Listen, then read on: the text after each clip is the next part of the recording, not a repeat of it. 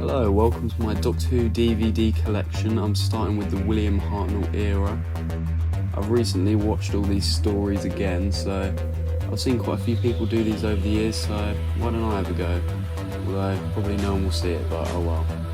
Let's get into it. And starting off with the brilliant Season 1, which is a great introduction to Doctor Who with an unearthly child. I mean, everyone says the same thing about this one, don't they? That episode 1's great and the rest is a bit not. I find it interesting enough, but I do see it does fall a bit short, especially after episode 2. And the Daleks recently got that colorized treatment. Really wasn't a fan of that. It was terrible. I had to stop watching it halfway through. It was just so embarrassing, but the story in its entirety, all 7 parts, is brilliant. Especially after when I watched Genesis of the Daleks straight after. Felt more like connected and it worked better. So I definitely enjoyed it more. We have the Edge of Destruction. It's a fun 2-parter, but I mean, some of it could have been reshot, but then we wouldn't have that amazing line by Hartnell. I don't even know what he's going on about. Underestimate my power. Yes, you rather suspected I was up to some mischief. We're on the brink of destruction. You're the cause of this disaster, and you're both nuts. You're not boosted in the land. Cinematography is good in the TARDIS. Don't really get anything like that for a while.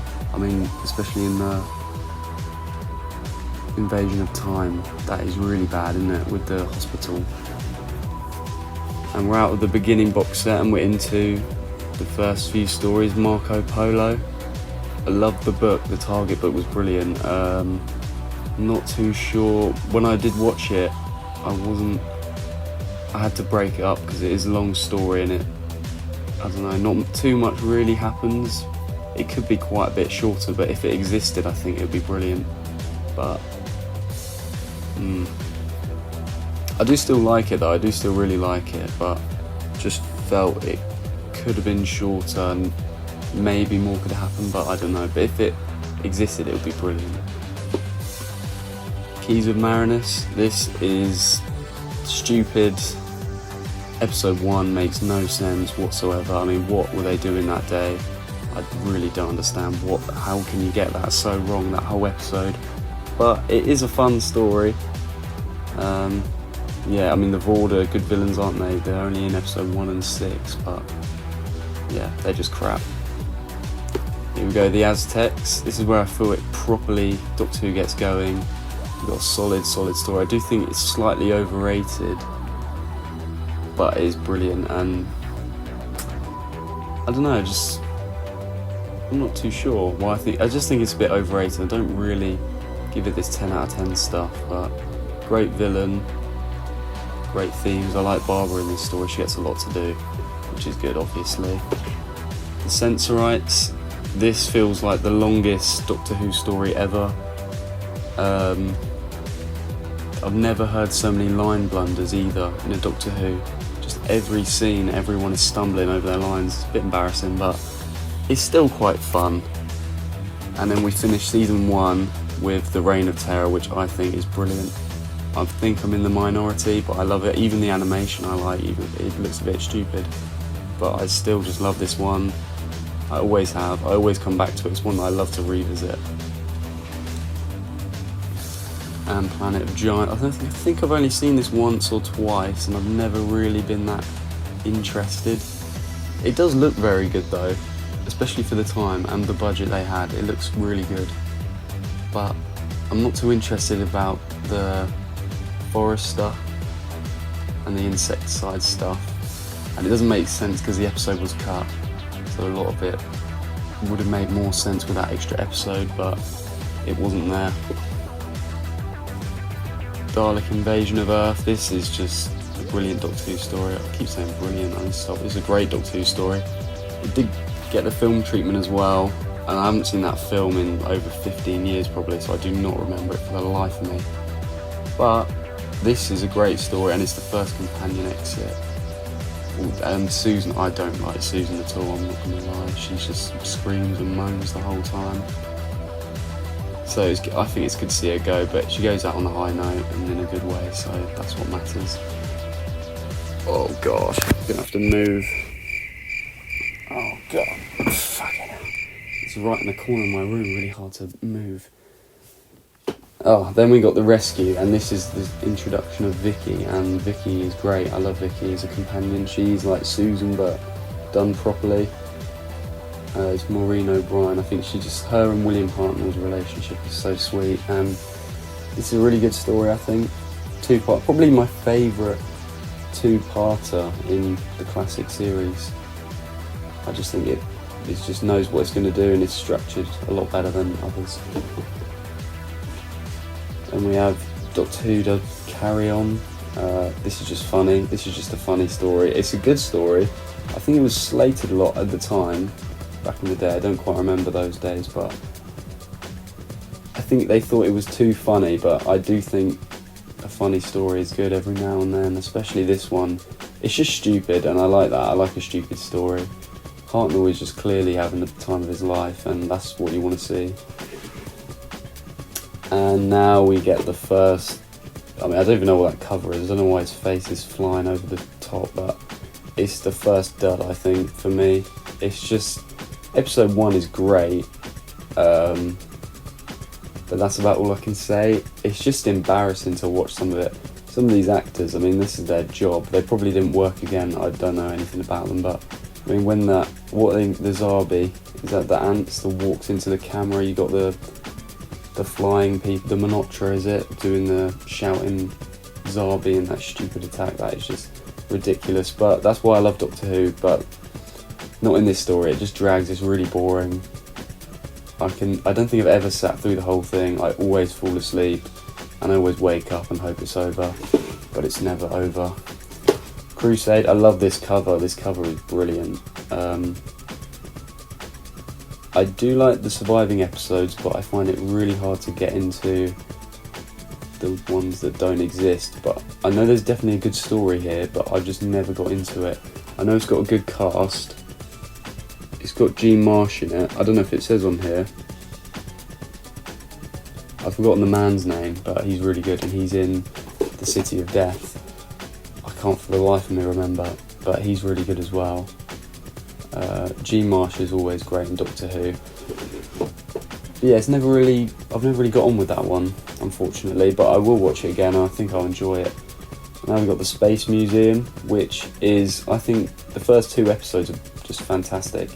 I think they're really good episodes of Doctor Who, but then the mystery sort of fades away, and it's not as good as it could have been. I just feel like they didn't know what to do with it, so they ended up with this. It's not bad, I still enjoy it. I just think these guys are just a bit bland and really boring. They didn't even get them a proper costume, and they all look the same. They got the same stupid haircut, 60s haircut. But it's not even a good 60s haircut, they just look like a bunch of pricks.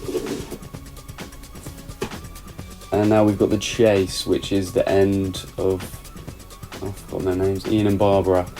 The end of Ian and Barbara, and it's just silly, but I quite enjoy it. It's like the Keys of Marinus, but not as bad. But I don't know if it's as fun. That's probably a worse story, but this one is not as fun as that one. It's just, I'm not too sure, but it does introduce my favourite companion in the Hartnell era, Stephen, who's brilliant, and this is his first proper story, and this is my favourite of the Hartnell era. It's just so brilliant. I just love it. It's just a beautiful Doctor Who story. It's just everything that makes me love the show. It's just absolutely fantastic. It's got Peter Butterworth, is it? I think that's his name. I can't even see it. I'm pretty sure. I'll back myself. And he's just so good. He just gets it, and his chemistry with Hartnell is just so funny. I just think it's got a great mystery, and it goes places, and I like that, and it develops. It's just one that I can always just whack on and just easily get through it, and even though I know everything that happens in it, I just love it so much. So that's the end of season 2, and then we're now season 3, and this is the only story in season 3 that I don't like. I think it's a bit crap. It's just a bit, there's no tension at all. so the planet's going to explode and there's no tension. It did get an animation, but I didn't really like the animation too much. It's a bit weird. It does look a bit weird, but no, I'm not the biggest fan of it. It's just a bit boring, and I feel like I've given it enough chances. I watched it twice since it was animated, and I don't really get on with it too well. It's just a bit boring, but it's the only one in this. This is my favourite season. Season 3 is probably my favourite season in the 1960s. And we've got Mission to the Unknown. It's just the prequel. It's the one that's building up that hype for the big story that's coming up, and it does the job. And we've got the end of Maureen O'Brien in The Mythmakers. I don't even know if she knew that she was going, and I don't know if the script writer or whatever knew she was going, because she's written out so poorly in this story. But it is a good one. It's funny in places, but then it's dark in places, and I don't know if they quite got the mix right like other stories do. Like the Romans definitely got that mix spot on, I think. But this one, I don't know. It's definitely, I do enjoy it though. And now we've got the massive story, the Daleks' master plan. This is just fantastic. It does, the first 3 or 4 episodes I think are just perfect Doctor Who, some of the best episodes ever made. They really went out of Doctor Who's comfort zone, and I love that, and it's just such an epic story. And then I think episode 7's the Feast of Stephen, isn't it? And that is where it all just goes a bit mediocre, and then it picks back up again in the last 2 episodes. But if we cut out some of that middle stuff, it would probably be maybe the best ever. But you've got to take that into consideration, and unfortunately it hinders its rating. But it's just a great story. It's absolutely fantastic, and this is just as good. We just got one of the darkest stories, and then they follow it up the next week with this, and I love this one. I think it's very underrated. It's a lot of character work. It's all about Stephen, and I love Stephen, so that's perfect for me. And the Doctor is in it, but he's not the Doctor. Well, William Hartnell's in it, and I like that. You don't know what is the Doctor getting up to, because it could be him. You don't know if it's him or not, and especially at the start, the character's still forming slightly, and you don't know. There's a lot of mystery around his character, but I do really like that one. The Sea Beggar episode's really good. The Ark is fun. The monoids are just funny. I mean, just look at that. It just looks ridiculous. And it's got Dodo in it. I actually am not a Dodo hater. I quite like her. She's breath of fresh air. She's a bit of fun. I don't mind her. I do enjoy the second half of this, because it is like two-parters, as everyone always says. But I do enjoy the second half a lot more, and especially that cliffhanger for episode 2. That's really clever, and I really enjoy the direction in that story. And now we've got the Celestial Toymaker. I read the Target book when I was on holiday when I was about 12, and I thought this was the best story ever. I thought it was so good. When I did come to listen to it, not as big a fan, but I did still enjoy it. But I don't know, they could have gone more. They could have done more, maybe more episodes or better ideas for what goes on, because I feel like some of it could be a bit more. There could be a bit more scale to it, and there wasn't really. They didn't push the limits like they did with the Daleks master plan. But I do really enjoy it. And is that, I've forgotten his name, Groth, something like that. He's really good, and he's in Top Secret, that Val Kilmer film, which is really funny.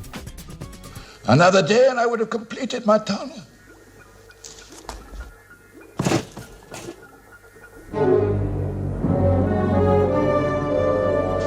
Nice work. And this is my second favourite William Hartnell story. I give it a 10 out of 10. I know everyone probably hates it, and they did back in the day, but it's just fun. I love the music. It could probably pisses so many people off, but I just think it's fun. The music is just so catchy, and I love the music segments. I love Hartnell in it. Apparently he asked to do a western, so he got what he wanted. He probably didn't like it anyway, but he's in the whole story, which is good. I think all the guest cast are great, even though their accents are absolutely shocking. I can just look past it. I don't care. I see a very good story, and I see a very fun story, and I think hopefully it has grown on people over time. I just think it's so good, but it led to the historicals being cut because the reviews were so bad. But I love it. And we have now got the Savages, which is very underrated. I never see anyone mention this story, maybe because it doesn't exist. When I did watch it, I really loved, there's a few clips that do exist, especially when Stephen departs, and I just think they're just beautiful clips. I mean, Stephen is my favourite companion, other than Jamie. I love Peter Purves in Doctor Who, Peter Purvis, whatever you want to call him. They call him Peter Purve on the audio thing, so I think that's a bit dodge. But he's really good, and this is a good way for him to go out. Although that character, I mean, he's aged a bit with the racist stuff. But yeah, Doctor Who made a bit of a habit of that, which isn't great to see. But I do really enjoy that story, and Hartnell's really good in it. Although he does take a bit of an absence in it, but he does that all throughout his era, so... And it wouldn't be a Hartnell story if he was in all of it. The War Machines. This is the blueprint of what's to come in a few years with Pertwee and with the invasion as well, and this is really good. I love this story. It's just, you can just put it on at any time in any mood and you love it. And it's got Ben and Polly, who good companions, but never quite took off in the way they could have. And I don't know if they work the best with Hartnell in the next story, but in this one they work well, and they work well with Troughton. And Wotan's a good villain as well. And the penultimate story of the Hartnell era, The Smugglers. This is fucking boring. This is so boring. I was just so bored throughout. I love the clips that do exist that got censored, the throwing knife bit.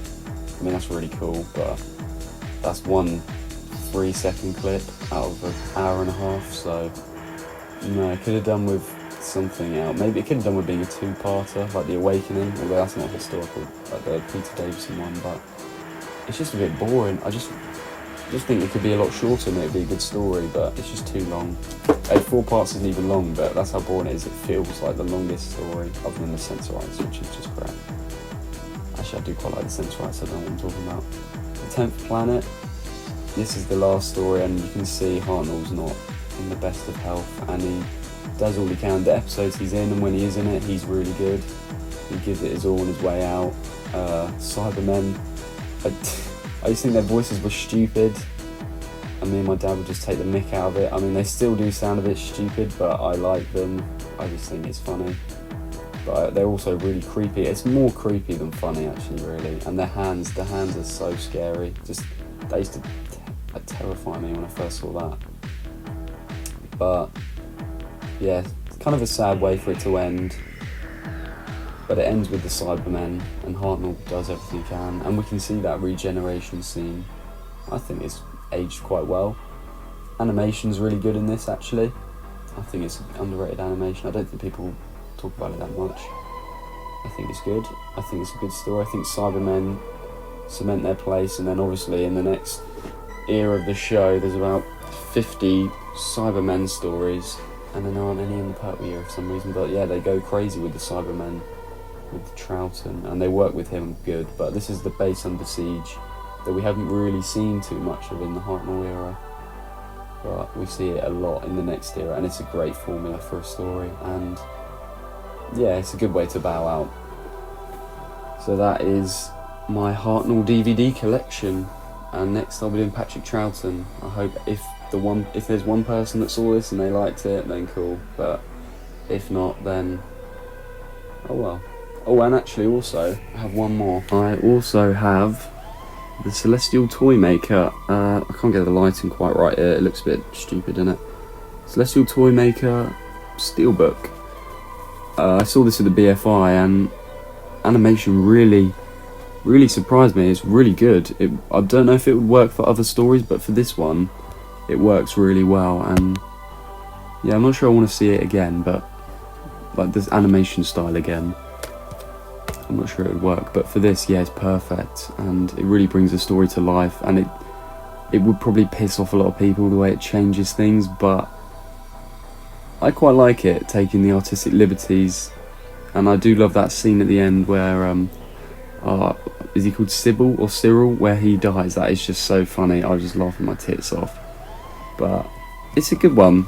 I think it elevates the story a lot because it's hard to picture it in your head on audio, so getting a full animation of it really does help to sell the story, because I don't think a lot of people don't quite like this one, but it deserves to be loved and I really like it, so there we go.